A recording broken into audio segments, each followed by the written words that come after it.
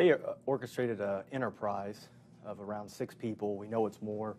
We're working on additional indictments where basically Mr. Cox was paying individuals to go cut catalytic converters as well as cutting them himself, paying them a very low rate of $50 to $100 per converter, then turn around, formed an LLC as a business, and he was scrapping. We have him confirmed to scrap 1,172 converters. Over what period of time? You're looking about a nine-month investigation. So he received just shy of $500,000 in cash.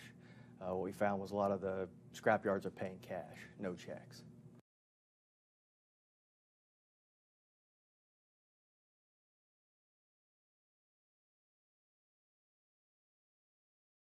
So when these cases were happening, one converter after another are happening, I mean, you could have just busted him at number 3 or 4 if you wanted to. Yeah. What made you decide to keep going? Well, we knew if we just, the individuals that we were catching that were out here cutting them, we knew that if we stopped there, that the main supplier would just get another person to come cut it. He was actually assigning individuals to certain jurisdictions so that they weren't crossing each other's paths. So we had 2 individuals that were actually assigned to the city of Groveport to come cut converters in the city of Groveport.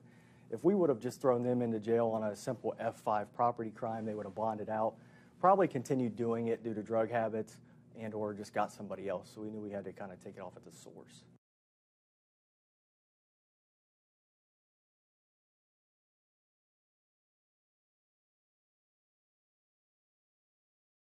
So for the consumer out there, they start their car in the morning and they notice this doesn't sound right.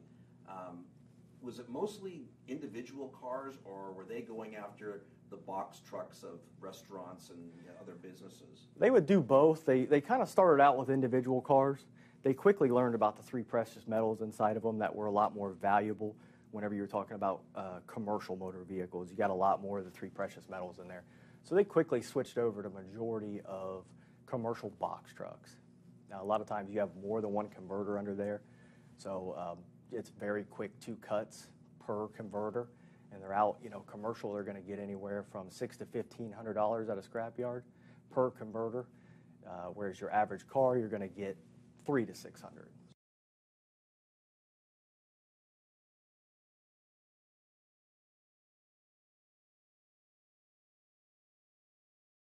Do you think it's going to make a dent in the thefts? Well, I guess the thing I would want to say is we have other groups out there hitting us now, and we're aware of them. We're working it in the same manner.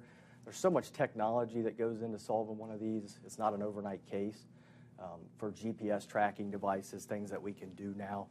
We executed nearly 20 search warrants in this case, and those are not all residents. Those are phones, those are social media platforms, putting people on the scene with their GPS data. So there's probably people out there right now stealing them, even in the city of Groveport and around, that think they've gotten away with it.